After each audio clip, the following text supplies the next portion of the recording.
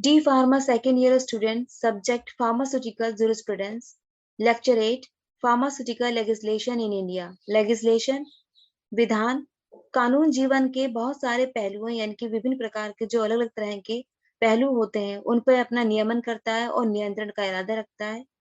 ये पहलू सामाजिक, आर्थिक और राजनीतिक हो सकते हैं। फार्मास्यूटिकल कानून जो है, फार्मास्यूटिकल लॉ एक तरह का मिक्स्ड लॉ है, एक मिश्रित कानून है जो सामाजिक और आर्थिक दोनों पहलुओं को ही ढकता है, उन पर अपना प्रभाव डालता है। ओरिजिन यानी उद्देश्य, ये सुनिश्चित करने के लिए कि रोगियों को उनके इच्छित उपयोग के लिए जो आवश्यक गुणवत्ता है, परीक्षण और सुरक्षा के साथ साथ जो प्रभावकारिता की दवाएं हैं वो प्राप्त हों। फार्मास्यूटिकल कानून समाज के स्वास्थ्य से जुड़ा हुआ हो। मूल यानी कि जो ओरिजिन है इसका 1811 में मिस्टर बाथगेट द्वारा पहली केमिस्ट की दुकान खोली गई जो कलकत्ता में ईस्ट इंडिया कंपनी के साथ भारत आए थे। 1910 में उन्होंने टिंचर और स्प्रिट का निर्माण शुरू किया। 1821 में एक और फर्म स्मिथ स्टेनस्ट्रीट के साथ ही दवा की दुकान शुरू करी और 1918 में निर्माण शुरू किया। 1901 में Bengal chemical and pharmaceutical works Acharya PC द्वारा कलकत्ता में एक छोटा कारखाना शुरू किया गया। 1903 में प्रोफेसर टी के गज्जर ने बड़ौदा में फार्मास्यूटिकल जो इकाइयां हैं उनकी यूनिट जो थी और एलेम्बिक केमिकल वर्क्स लिमिटेड के विकास के लिए परेल में एक छोटा कारखाना खोला। ये सारी जो इकाइयां थी वो भारतीय जनता की आवश्यकता को पूरा करने के लिए पर्याप्त नहीं हो रही थी, इसलिए जो अधिकांश दवाएं थी अधिकतर विदेशों से मुख्य रूप से मंगाई जाने लगी। यूके, फ्रांस और जर्मनी से इनको आयात किया जा रहा था। प्रथम विश्व युद्ध में आवश्यकता में सुधार किया गया। जो अपने देश में बनी हुई दवाएं थी यानी भारत के अंदर स्वदेशी दवा की मांग में भी सुधार हुआ। प्रतिस्पर्धा जो थी यहाँ पे, जो एक कंपटीशन था वो अनहेल्दी था। यहाँ पे प्रतिस्पर्धा जो थी वो अस्वस्थ हो जाती है और भारतीय स्तर पर घटिया जैसी हानिकारक दवाओं की एक तरह से कह लें कि बाढ़ आ जाती है, ये बढ़ जाती है इनकी मांग। ड्रग जांच समिति भारत सरकार द्वारा नियुक्त 1931 में समिति के जो अध्यक्ष थे lieutenant colonel R N Chopra थे।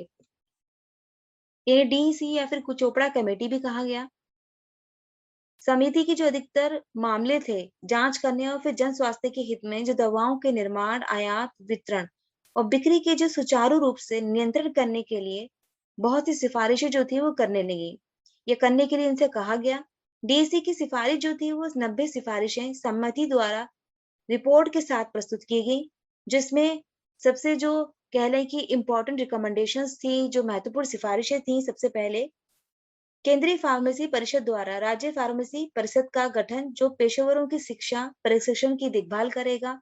परिषदें पंजीकृत फार्मासिस्ट के नाम और पते रजिस्टर्ड का रखरखाव करेंगी, यानी कि जो रजिस्टर्ड फार्मासिस्ट हैं जिनका रजिस्ट्रेशन हो चुका है उनके नेम और एड्रेस जो होंगे वो रजिस्टर में संभाल के रखे जाएंगे, एक रिकॉर्ड बनाया जाएगा। केंद्र में औषध नियंत्रण जो मशीनरी विभाग है यानी कि जो ड्रग कंट्रोल मशीनरी है डिपार्टमेंट था और सभी राज्यों में इसका शाखाओं का निर्माण होगा। बहुत सारी जगह जो होगी अलग अलग राज्यों में इनके ब्रांचेस बनाई जाएंगी। सेंट्रल ड्रग लेबोरेटरी यानी कि औषध नियंत्रण विभाग में के जो कुशल और त्वरित कार्य के लिए सक्षम कर्मचारी और विशेषज्ञों के साथ एक सुसज्जित केंद्रीय औषधि प्रयोगशाला की स्थापना। इसके साथ ही इसके मार्गदर्शन में छोटी छोटी प्रयोगशालाएं जो थी वो काम करेंगी।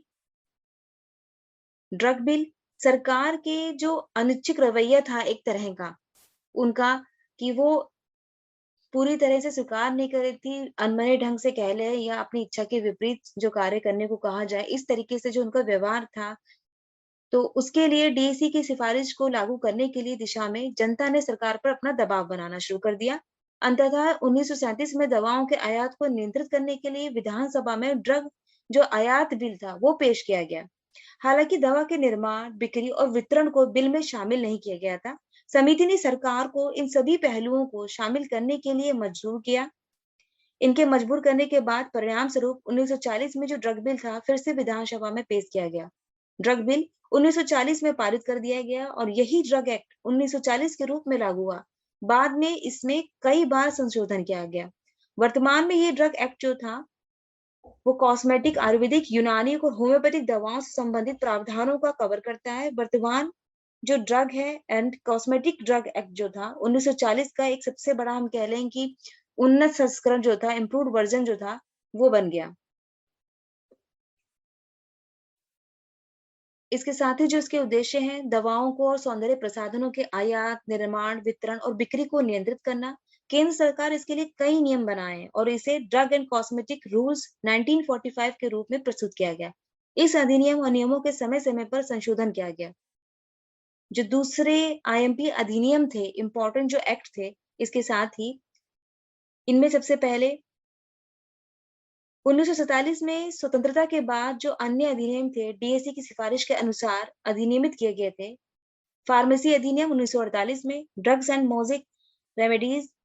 मैजिक रेमेडीज एक्ट 1954, औषधि और शौचालय की तैयारी अधिनियम जो था 1955 और नियम 1956, औषध मूल्य नियंत्रण आदेश जो थे 1969 और उसके जो बदलाव करे गए थे 1947 में, जो कि बदल दिया गया। नार्कोटिक ड्रग्स एंड साइकोट्रिक जो पदार्थ कह लें सब्सटेंस जो थे अधिनियम जो चालू करा गया 1985 में।